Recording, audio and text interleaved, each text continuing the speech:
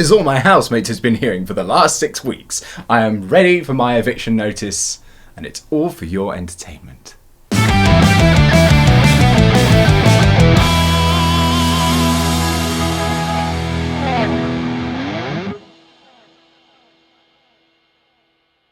Hello there ladies and gents, and welcome back to One Man Bands, the channel where I take popular musical artists and write songs inspired by their style. As you can see, I have purchased a green screen. I don't know how much this is actually going to improve the content of my videos, but it's definitely going to make editing more fun. Because currently, I don't really like editing, so it gives me some options.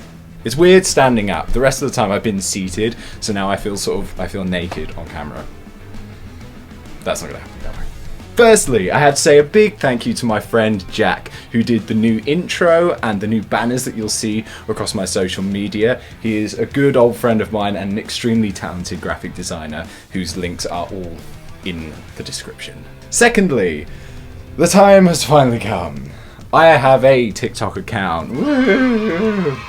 I'm going to be posting short videos on there between these longer main videos, things like tone building and mixing tips as I put the video together, so perhaps something to tide you over in the months that it takes me to make these main videos for YouTube. My account handle is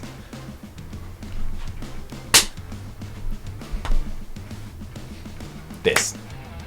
Anyway, with all of that out the way, let us dive into MUSE. On Monday, I covered MUSE's classic Guitar Hero track, Plug-in Baby. If you haven't watched that yet, you can go and watch it up here, and I suggest you do so as ever because I'll be making reference to what I learned putting that cover together throughout the course of this video.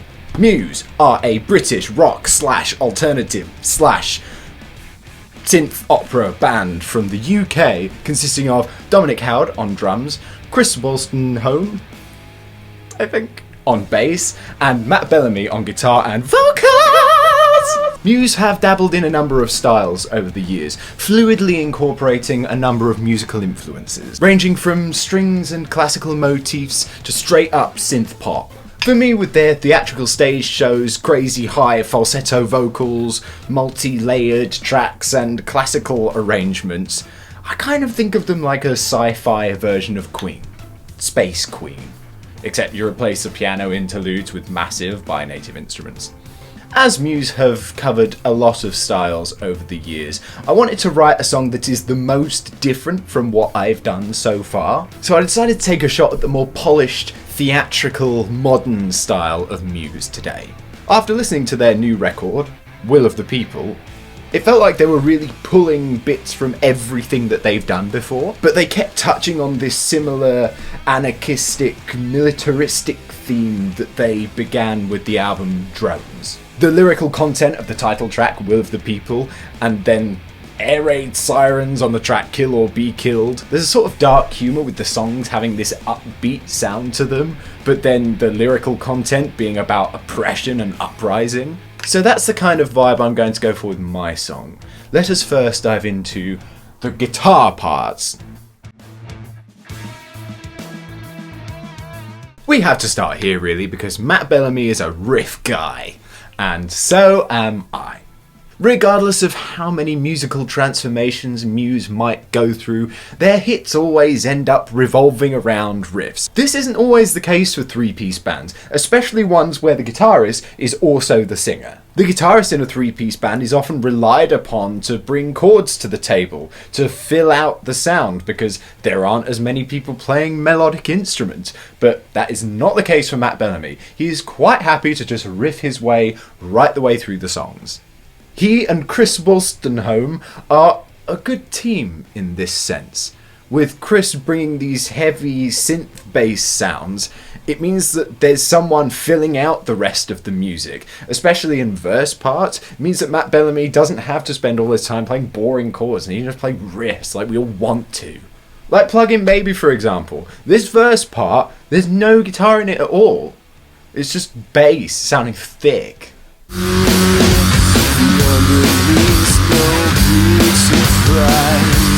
But there's a couple of things we are going to do to make our guitars sound specifically MUSE when we're writing this song. The first key part of writing a Muse-inspired riff is to understand that it's unlikely there's going to be any chords playing. So you kind of have to build them into your riff. Matt does this by using the root note of whatever chord would be playing as the pedal note to build a riff around. So he will keep returning to the root note of the chord and then playing his riff around it. This way, regardless of how wild the riff may get, the root note is coming up often enough for your ear not to get lost. You still know what chord would be there, and your head just sort of fills in the rest of the gaps. A good example of this is the song Newborn, where at the start of every bar, it's introduced with the root note of whatever chord would be playing, and then Matt Bellamy jumps up the neck and adds the embellishments.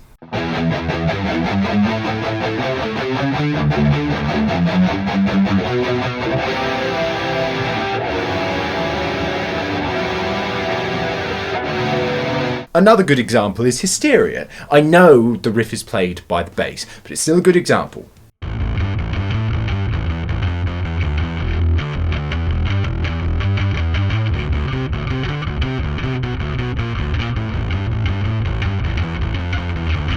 You play the root note and the melody off against each other, reaffirming the root note of the chord at the start of every bar. Then you shoot up the neck and show everyone what a sick shredder you are. Another key part of Muse's riffs is they tend to be very long. Instead of just having a 2-bar phrase that's repeated over chord changes, the riff will change and move through an entire chord progression, sometimes being 8 bars long, 16 bars long. Like that Newborn riff is a full 8 bars long. It's an entire chordal phrase. The Plug-in Baby riff is 6 bars long. This is really long for riffs in rock music. But it sounds really cool because the riff is moving and following the chord progression as it goes. It's completely unpredictable until you're 8 bars into the song. You don't know what's coming next as it shifts and moves with the chords. And this is a very cool feature that I am going to replicate, so I'm going to make my riff long as hell. So using the anchor of the root notes and then playing off them higher up the neck, and making my riff last the entire chord progression, this is the main riff that I came up with.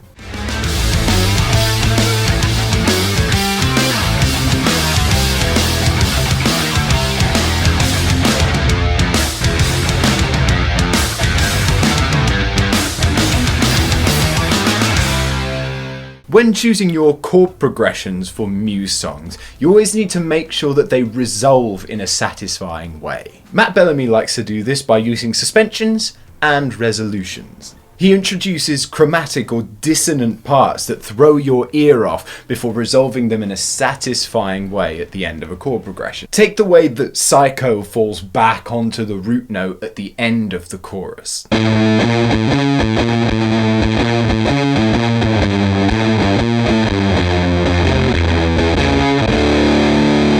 Using jarring, dissonant chords that make it all the more satisfying when it lands back on the root note. It builds the chaos, and then you get that release of tension at the end of the chorus, launching back into the riff.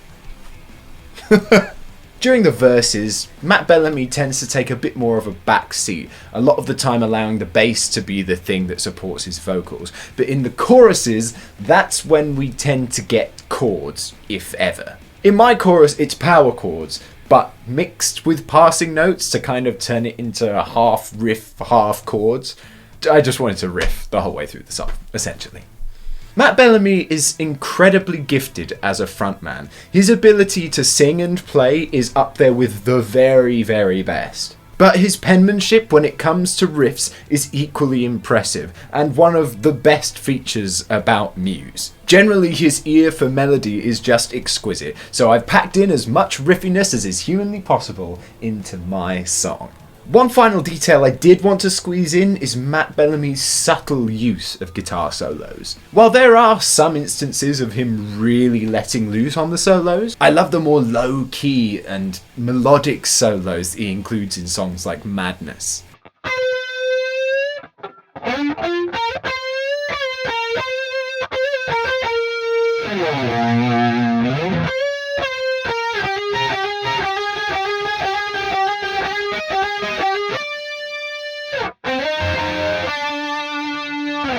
It's not shred central, but it gives a really cool change of flavour in the middle of a song. So I have stolen this and included my own sort of low-key solo.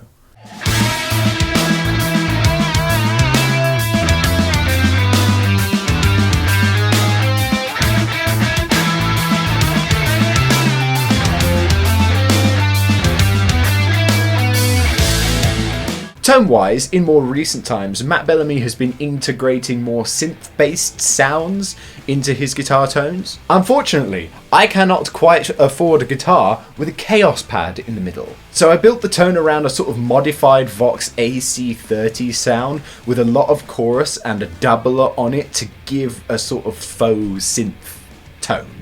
A surprising amount of Matt Bellamy's guitar work is not recorded in the stereo pairs, so it was a fun challenge to try and make a tone that filled out the whole song with just the one guitar. Okay, so there are a million and one things that we could say about Matt Bellamy's guitar playing, but these were the key things that I wanted to include, and you should too if you're writing a Muse-inspired song. But he couldn't do it without the melodic and, I'm sure, emotional support of his partner in strings, Chris Wolstenholme. I'm going to get butchered if I'm saying that wrong.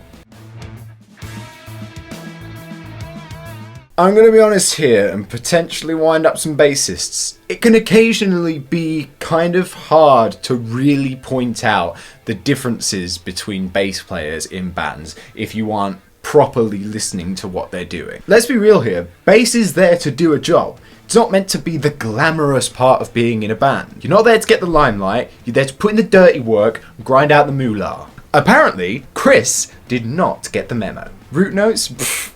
Wolstenholme is going to play the entire chord broken down into arpeggios. You want a synth player? No chance. Wolstenholme's got you covered. He's got that sweet sawtooth buzz like an early noughties Skrillex. Best of all, it's all fingerstyle, baby. Chris Wolstenholme's bass playing really takes the pressure off of a riff-heavy frontman like Matt Bellamy by sharing some of the load. In a lot of verses, there isn't even need for guitar because Chris is throwing out these arpeggiated bass parts that fill out the entire frequency spectrum. Like in the verses of Plug-in Baby, this is the bass part.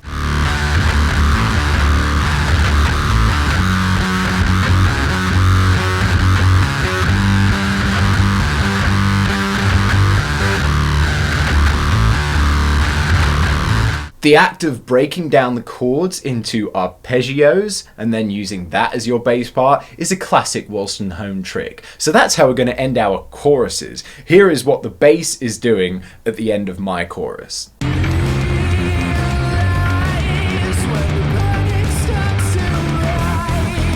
It's following the chords that the guitar is playing, but breaking them down into arpeggios. Chris is also a fan of making pretty big jumps up and down the neck. He likes to bounce between octaves in this cool rhythmic way, like the bass line in Uprising.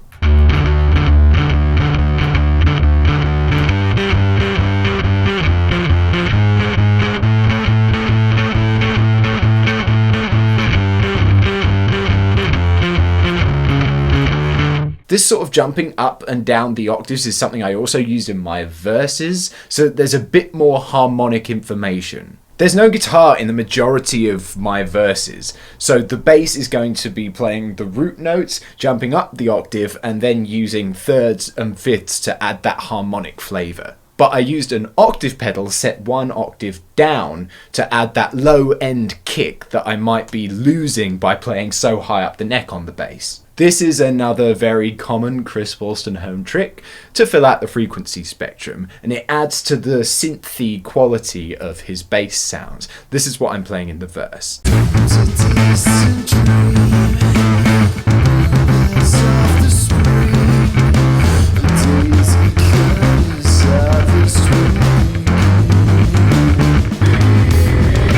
The lesson here is essentially to let the bass have every bit as much freedom as the guitars. It's absolutely normal for Chris Wolstenholme to be doing every bit as much riff work as Matt Bellamy. He uses a fat pedal board to get some amazing faux synth sounds that give him the ability to take the lead in a lot of Muse's songs. In my middle section, the bass introduces the new riff while the guitar plays a solo. So in this case, and this case only, Don't be afraid to let your bassist off the leash a little bit. Let them play with their synth pedals and add the cool arpeggios to their bass parts. Then make sure they are firmly releashed and chained back to their root notes where they belong.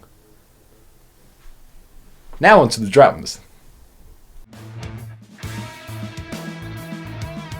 With the bass and the guitar being so riff heavy in MUSE's music, it's down to the drums to have a little bit of self-restraint. Honestly, if the drums were as varied and notey as the bass and the guitars, MUSE would probably be labelled a prog band. Dominic Howard has no intention of being the attention seeker here. He's at the back laying down solid and reliable grooves so these two stringy boys can noodle their ways through the set. When you're writing a MUSE style drum part, the bass is often off riffing with the guitar. Your partner in the rhythm section has abandoned you. You need to work out which drum parts are super appropriate for the song and lay them down with absolute consistency. Don't be throwing fills in at the end of every phrase, and when they do appear, keep them super simple. The beats are often the simplest way of conveying the time that the band is keeping. Take Hysteria, where the bass part is obviously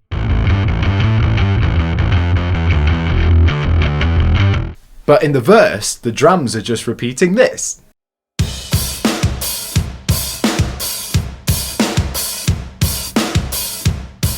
There is an almost drum machine level of consistency to Howard's play. When sections are repeated, his parts for them are often absolutely identical. Like the main riff in Plug-in Baby, every time we get back to it, at the turnaround in the middle, you get these two stabs on the cymbals, and they happen the same way every time. Same cymbal, same moment. I've tried to do a very similar thing with the stabs in my chorus. They happen the same way every time, and they are the one bit of the chorus drums that actually stands out.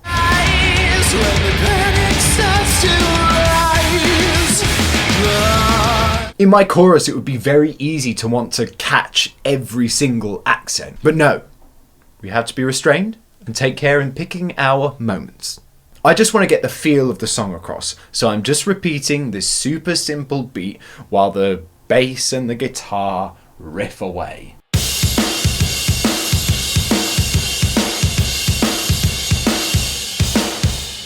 The key lesson to learn here is, although we all love riffs, if you want the guitar and the bass playing riffs, then the drums need to cling on to the rhythm and feel of the song harder than ever. Dominic Howard doesn't waste his time bashing around double time single stroke rolls and 30-second note rudiments. He is there to keep Matt Bellamy and Chris Wolstenholme from wandering into the bottomless pit of prog.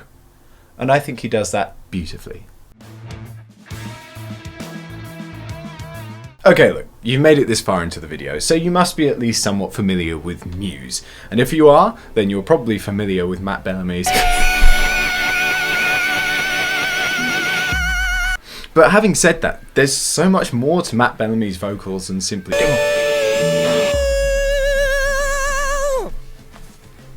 Honestly, man. Matt Bellamy has this sort of, and I mean this in a nice way, laziness to the way he performs his vocals. The glissando that you get running up and down between notes makes it sound very laid back. This happens especially in the verses, where there's a sort of breathiness to the way he performs his vocals. It makes it sound like he's singing them really up close and intimately. They're still very theatrical. Don't get me wrong, he's still a drama queen, but say, listen to the isolated vocals in Butterflies and Hurricanes. Listen to how breathy, up close and personal it is. Fights and battles have begun.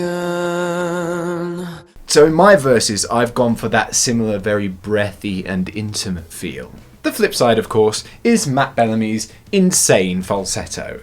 We all love hearing it. He probably loves doing it. That high note at the end of Plug-in Baby, that may genuinely be the highest note I've ever sung. So naturally, once I figured out what my range was, I had to let loose at the end of my choruses, didn't I?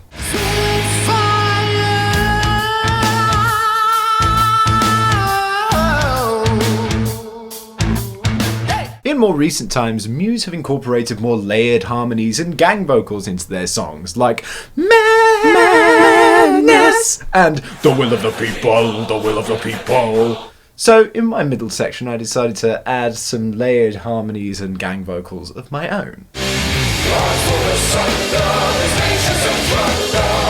And lyrically I wanted to stick with the militaristic theme that we get on MUSE's record, Drones. It paints a very vivid image, and I like the way that they incorporate sounds and samples that really make you feel like you're being enlisted as you listen through that record. So I've gone for a similar theme in my song, hence the name Spitfire. So thank you, Matt Bellamy, for testing my vocal range to the max. Now, if we could potentially do a band at some point that doesn't involve me bothering all of the local hounds, that would be fantastic. So, those are the major elements of MUSE's sound that I wanted to incorporate into my song. I've also woven some synth parts into the track to give it that more modern MUSE feel and fatten up some of the parts a little bit, but at its core I still wanted to keep it a riff-heavy guitar-y song. A combination of sharing the riffy parts between guitar and bass, using faux synth tones to fatten those parts up, chord progressions with suspensions and resolutions, super solid and restrained drum parts, and ball-crushing falsetto vocals. That is what will give you your MUSE song. This song was a bit more light-hearted and fun to put together than the last few. I just think that sort of modern rock sound potentially suits my skill set a bit better, so honestly I had a blast writing this song. I'm really happy with the outcome of this song, and I hope you can hear the MUSE influence on it. If you do enjoy this song, then leave a like on this video, comment which band I should do next, and subscribe so you can see when I do. This is my song inspired by MUSE. It is called Spitfire. Enjoy.